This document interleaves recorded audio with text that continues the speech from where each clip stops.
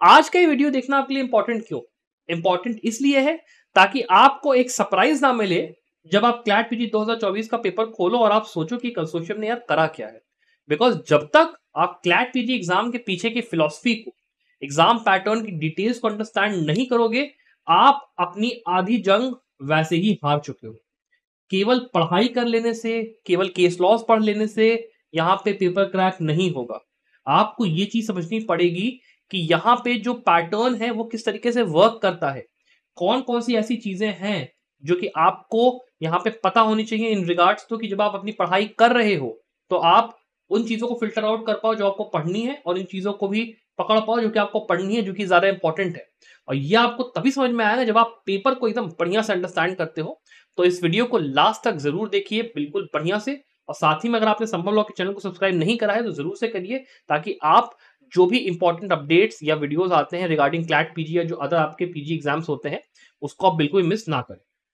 Video को आगे continue करने से पहले मैं एक आपसे ये भी चीज कहना चाहूंगा कि अगर आप क्लैट पीजी एग्जाम की तैयारी कर रहे हो और आपको हेल्प चाहिए संभव लॉ की अपने एग्जाम की प्रिपरेशन करने में, तो आप हमारा चैंपियंस प्रिपरेशन कोर्स ज्वाइन कर सकते हो। बिकॉज इस कोर्स के अंदर हम लोग आपको पूरा सिलेबस वीडियो लेक्चर्स के थ्रू खत्म करवा के दे रहे हैं रिकॉर्डेड फॉर्म में।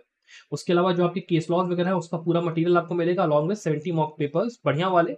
और जो हमारी फैकल्टी है वो एकदम टॉप क्लास है, सबके सब आपके एनएलयू से और बढ़िया कॉलेजेस से बिलोंग करते हैं, बढ़िया बैकग्राउंड के साथ आपको यहाँ पे पढ़ाएंगे। तो अगर आपको एनरोल करना है तो डेफिनेटली आप सोच सकते हैं। अब चलिए बिना देर के वीडियो को शुरू करते हैं। अब चलिए बिना देर के शुरू करते हुए बात करते हैं कि ये जो क्लैट पीजी एग्जाम है ना, उसका पैटर्न का फिलॉसफी है क्या।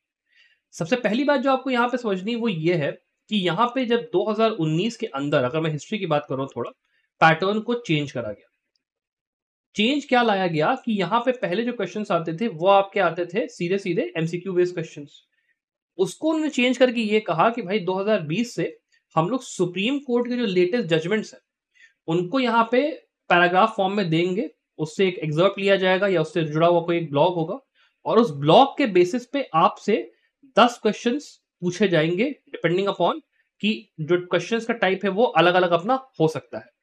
आपका काम यह है कि आपको ऐसे 12 पैराग्राफ जो है अटेम्प्ट करने हैं, जिससे जुड़े हुए 10 क्वेश्चन ईच होंगे, मतलब 120 पैराग्राफ आपके, सॉरी 120 क्वेश्चन हो गए।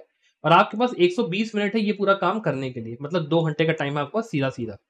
अब यहाँ पे चैलेंज क्या चीज बनती है, वो ये बनती है कि ये जो पैटर्न था वो हर दूसरे साल पे चेंज होता हुआ आया है। आपका अगर मैं बात करूं 2020 और 2023 के अंदर जब पेपर आया तो 12-10 वाला जो पैटर्न था वो फॉलो हुआ। और जब आपका 2022 में और 2021 में पेपर हुआ तो आपका जो पेपर पैटर्न था वो आपका 20 पैराग्राफ और 6 क्वेश्चंस ईच का था। अब आप कहोगे सर ये जो डिफरेंस है ये जानना मेरे लिए जरूरी क्यों है।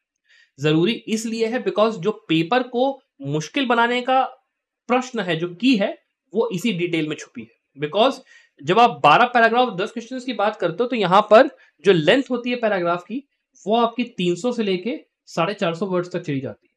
तो आपका जो मेजोरिटी टाइम होता है वो पैराग्राफ को पढ़ने में जाता है, और आप अपने क्वेश्चंस को टाइम से अटेम्प्ट टाइमली मैनर में नहीं कर पाते हो। और जो 20 पैराग्राफ और 6 क्वेश्चंस होते हैं तो आपका जो साइज होता है पैराग्राफ का वो आपका 200 वर्ड्स तक कम हो जाता है, या फिर मैक्स टू मैक्स मान लो 300 वर्ड्स तक चला गया, उसके ऊपर नहीं जाता है।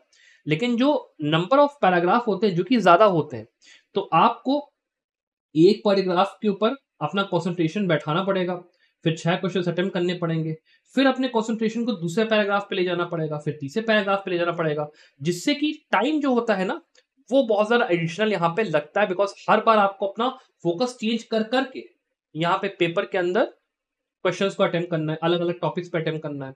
जब 12 पैराग्राफ और 10 क्वेश्चंस होते हैं तो जो नंबर ऑफ टॉपिक्स होते हैं वो लिमिटेड होते हैं, केवल 12 टॉपिक्स आपको डील करने हैं। यहाँ पे आपको 20 टॉपिक डील करने हैं। सो इसीलिए यहाँ पर when you are preparing for your paper you need to understand कि जो यहाँ पे कंसोर्शियम की स्ट्रेटजी है वो ये है कि either they will give you big big paragraph जहां पे 10-10 क्वेश्चंस एक एक पैराग्राफ में है। उस केस में आपकी स्ट्रेटजी क्या होनी चाहिए वो समझिए सबसे पहले आप। उस केस में आपकी स्ट्रेटजी होनी चाहिए कि जैसे ही आप पेपर के लिए क्वेश्चन हॉल में आप जैसे ही घुसे, आपने पेपर जैसे ही खोला, आपको वहां पर यह गलती नहीं करनी है कि आप सीधे गए और पहले क्वेश्चन से ही लगाना शुरू कर दिया। पेपर को खोलते साथ ही सबसे पहला काम आपको यह करना है कि आपको फाइंड आउट करना है कि कौन कौन से टॉपिक्स यहां पर पूछे गए हैं पेपर के अंदर पैराग्राफ वाइज। ठीक। और उन पैराग्राफ को आइडेंटिफाई करके ये पहले आपको निकालना है पहले 5 मिनट में सारांश उस चीज का कि कितने पैराग्राफ मुझे आते हैं, कितने पैराग्राफ मुझे नहीं आते हैं, और कितने पैराग्राफ के अंदर मेरा थोड़ा सा इफ या बट का सिचुएशन है कि मैं तुक्का मार के भी आंसर निकाल सकता हूँ। और जैसे ही आप ये प्रोसेस फिल्टर आउट कर लेते हो, आपकी आधी जंग वहीं पे पैटर्न के पॉइंट ऑफ व्यू से खत्म हो जाती है। बिकॉज यहां पे आपने जो मुश्किल थी कि पैटर्न की चेंज की वजह से मेरे मार्क्स कम आएंगे, या फिर मान लो आप इंटिमिडेट हो जाते हो, बिकॉज यहाँ पे जो पेपर्स होते हैं वो आपके अलग अलग सेट्स में आते हैं। तो किसी स्टूडेंट को मान लो सेट बी मिला तो उसके लिए ज्यूरिस्प्रूडेंस वाला क्वेश्चन सबसे पहला होगा, लेकिन जिस स्टूडेंट को सेट सी मिला उसके लिए ज्यूरिस्प्रूडेंस वाला क्वेश्चन मान लो हो सकता है 11वें या 12वें पैराग्राफ में हो। तो जो ये वाला स्टूडेंट है जिसका कि सेट बी है, वो तो डर गया ना कि यार पहले ही पैराग्राफ इतना कठिन है तो दूसरा कितना कठिन होगा, और वो वहीं से सॉल्व करना शुरू कर देता है पेपर को।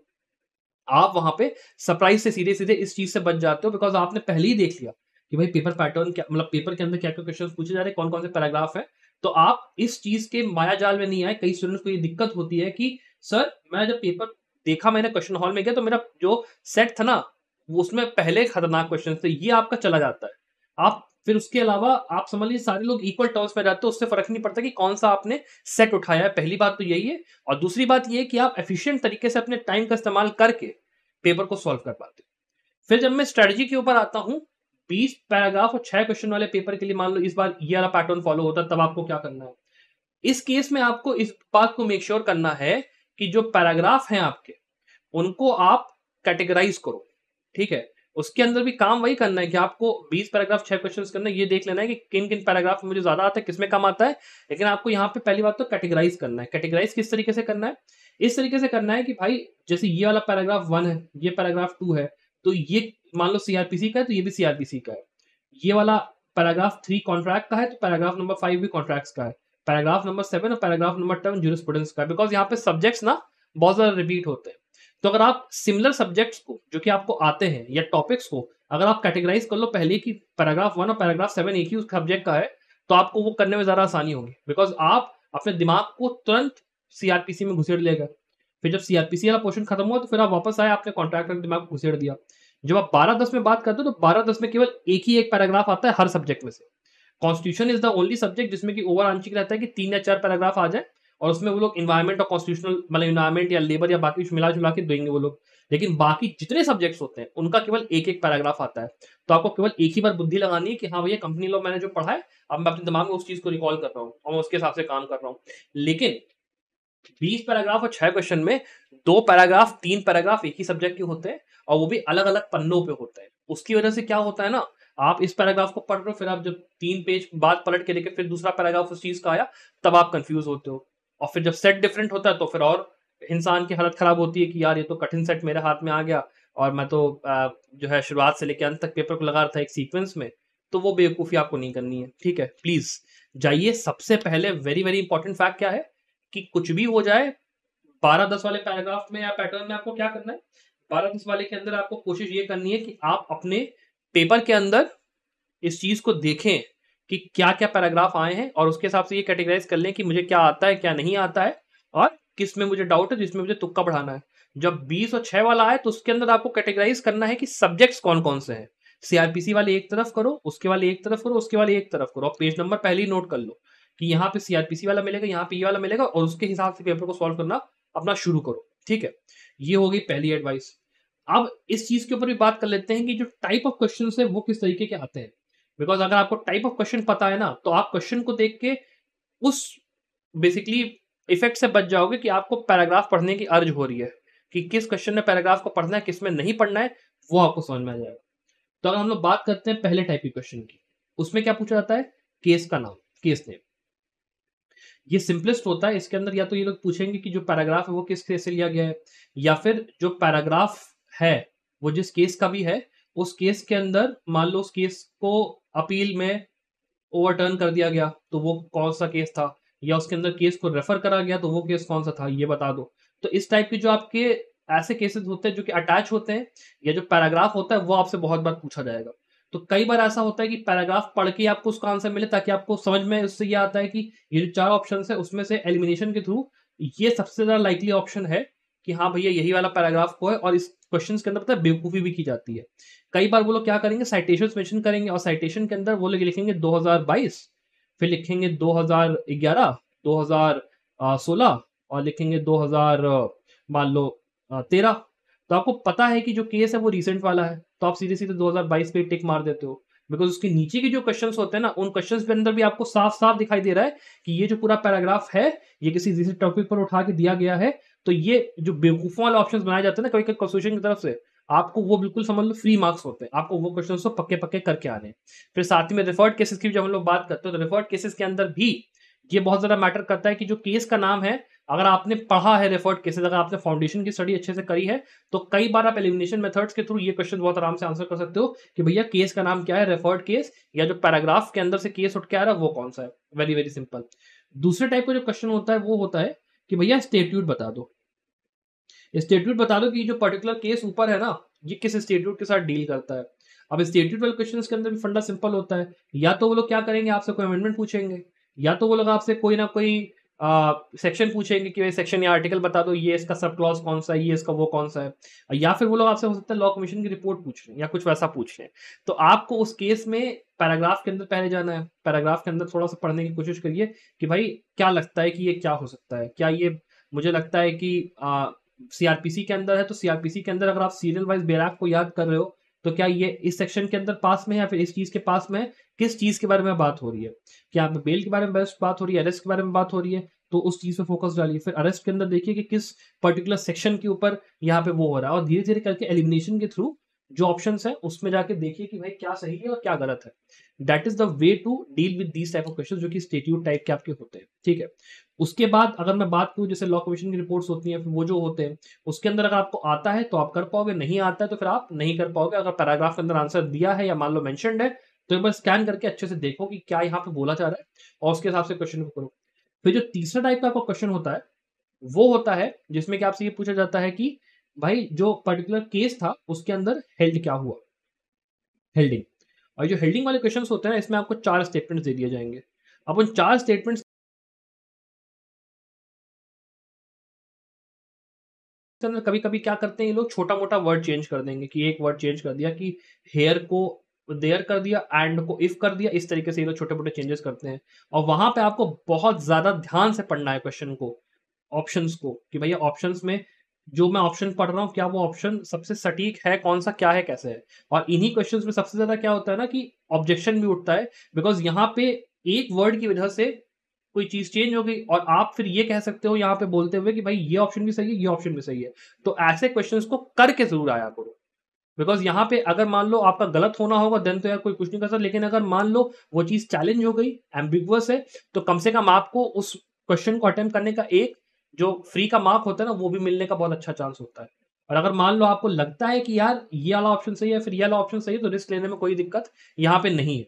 और कई बार जो आंसर होता है वो पैराग्राफ के अंदर ही दिया होता है, तो पैराग्राफ को अगर आप अच्छे से एक बार रीडिंग लोगे ना, तो आपको काफी हद तक समझ में आ जाएगा कि हाँ भाई इस क्वेश्चन का आंसर ये होने वाला है, ऐसे ऐसे करके, ठीक है।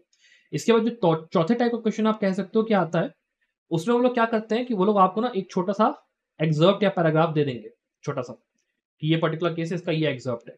अब उस एग्जर्प्ट को पढ़ के आपको बताना है कि उस केस के अंदर क्या हेल्ड हुआ था, और या फिर जो केस था उसके अंदर रेफरेंस किस चीज का लिया गया है, ठीक है, या फिर उसका आउटकम क्या होगा। तो मतलब ये आपका एजर्शन एंड लॉजिकल टाइप का क्वेश्चन हो जाता है। जैसे कि अगर मान लो आप एलिट का पेपर देखोगे या फिर आप डीजेएस का पेपर देखोगे, उसके अंदर जैसे क्वेश्चन आता है एजर्शन रीजनिंग वाले, उस टाइप के ये उस टाइप के क्वेश्चन होते हैं जिनका कि पैराग्राफ से ऊपर कोई लेना देना नहीं होता, ये इतने स्टैंडलोन क्वेश्चन होते हैं। इन स्टैंडलोन क्वेश्चंस के अंदर आपको आपके दिमाग से खेलना है, आपको लीगल प्रिंसिपल अगर पता है आप आराम से उस क्वेश्चन को कर पाओगे, अगर नहीं पता है नहीं कर पाओगे, पैराग्राफ के अंदर भी आपको आंसर नहीं मिलने वाला है।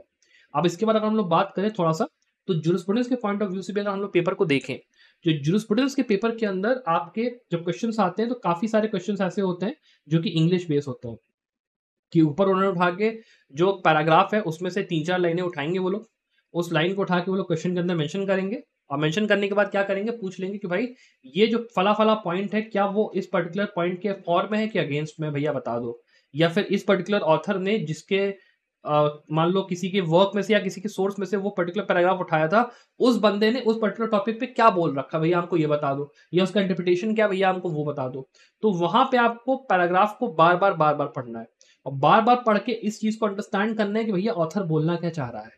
और एक बार वो अगर अंडरस्टैंड कर गए ना, तो इस तरीके के जो क्वेश्चन आते हैं वो आप बहुत आराम से कर सकते हो, बिकॉज इसमें ना केवल प्रेजेंस ऑफ माइंड लगता है, बुद्धि लगती है। और यहाँ पे इसीलिए मैं आप लोगों से कहता हूँ कि जब आप जूरिस्प्रूडेंस को पढ़ रहे हो तो आपको एप्लीकेशन बेस्ड स्टडी करनी है, रादर देन ये करने की कि आप केवल रट्टा मार लो कि ऑस्टिन ने क्या बोला, बेंथम ने क्या बोला, इसने क्या बोला, उसने क्या बोला। And that is why CLAT PG का एग्जाम कठिन होता है compare to rest of the exams, because यहाँ पे पैराग्राफ वो लोग उठा के किसी भी बंदे का दे देंगे। ये कोई वहां पे लिखा हुआ रूल नहीं है कि केवल ऑस्टिन, बेंथम या कैल्सन का या किसी का अपना पैराग्राफ आएगा। They can give you paragraph from any part of, for any book, किसी भी जूरिस्ट का दे सकते हैं, they have the right of it.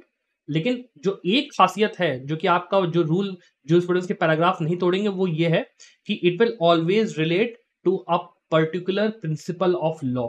या तो एडमिनिस्ट्रेशन ऑफ जस्टिस पे आएगा, या एनालिटिकल स्कूल पे आ जाएगा, या सोशियोलॉजी के किसी प्रिंसिपल पे आ जाएगा, या मान लो अगर आप बात करते हो तो जो रिसेंट में मान लो कोई इवेंट चल रहा है उसके ऊपर आ जाएगा, जैसे मान लो सेम सेक्स मैरिज हो गया, ट्रिपल तलाक हो गया, इस टाइप के किसी मैटर पे आ गया।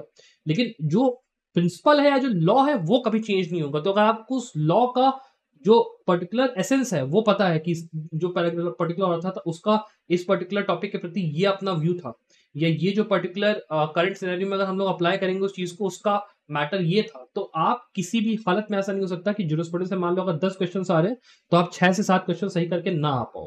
इम्पॉसिबल है ऐसा। तो आप जब भी जूरिस्प्रूडेंस की पढ़ाई करो, ऑलवेज मेक श्योर कि आप उसको फंडामेंटली प्रिंसिपल के हिसाब से पढ़ो, एनालिटिकल थिंकिंग के हिसाब से, मॉडर्न एस्पेक्ट्स या सिनेरियोस में उसको लगा के एग्जांपल के साथ पढ़ो, तभी आपका काम बनेगा, वरना जूरिस्प्रूडेंस में पेपर को सॉल्व करना काफी मुश्किल हो जाएगा आपके लिए। उसके बाद अगर हम लोग बात करते हैं थोड़ा सा इंटरनेशनल लॉ के बारे में कि पेपर किस तरीके का आता है, तो देखिए इंटरनेशनल लॉ में देखिए क्या करता है ना कंसोर्शियम की, वो लोग एक पैराग्राफ आपको उठा के देंगे जो कि रिसेंट या करंट इवेंट का होगा, और उसके बाद वो लोग आपसे स्टेट्यूट्स पूछेंगे। स्टेट्यूट्स के बाद वो लोग आपसे इधर उधर के थोड़े से कन्वेंशन, उसकी डेट्स और ये सब कुछ पूछेंगे। सेम पैटर्न ये लोग इन्वायरमेंट लॉ के अंदर भी फॉलो करते हैं काफी हद तक। इन्वायरमेंट लॉ में जाएंगे, वहां से ये लोग उठा लेंगे कि भैया चलो इस पर्टिकुलर कन्वेंशन की डेट बता दो, इस पर्टिकुलर कन्वेंशन का ये क्या उसका मतलब मेन मोटिव था, क्यों ये कन्वीन किया गया था, ये बता दो। कभी कभी हिस्ट्री के ऊपर क्वेश्चन आ जाएगा कि इस पर्टिकुलर कन्वेंशन के पहले क्या चीज हुआ करती थी। तो फिर जब भी आप इंटरनेशनल लॉ या इन्वायरमेंट लॉ पढ़ रहे हो, ऑलवेज मेक श्योर कि आप जो इंपॉर्टेंट कन्वेंशन हैं, जो उसके डेट्स हैं, जो उसके जहां पे उसको होल्ड करा गया, उसके पीछे का मोटिव क्या था, उसकी हिस्ट्री क्या थी, ये सब भी देख के चलो। और मैं आपको ये रिकमेंड करूंगा कि इंटरनेशनल लॉ के अंदर international labour law, international human rights law, international trade law और इंटरनेशनल एनवायरमेंट लॉ, इन सारे सब्जेक्ट्स को अच्छे से करिए इंटरनेशनल लॉ के साथ इस बार, क्योंकि काफी अच्छा चांस है कि ये सब कुछ अपना आ सकता है। This a very very good chance इस चीज का होने का। अपार्ट फ्रॉम दैट और अगर कोई चीज ऐसी होगी जो कि पैटर्न के हिसाब से मुझे अगर आपको बतानी होगी, तो मैं इसके लिए एक सब्सिक्वेंट वीडियो भी लाऊंगा। अभी जितनी चीजें मेरे दिमाग में थी कि हाँ आपको ये पता होनी चाहिए रिगार्डिंग द पैटर्न, कि किस तरीके से क्लैट आपको उल्लू बनाएगा, या किस तरीके से ये लोग यहाँ घुमाएंगे वहां घुमाएंगे, क्या करेंगे, मैंने आपको काफी हद तक बताने की कोशिश की है।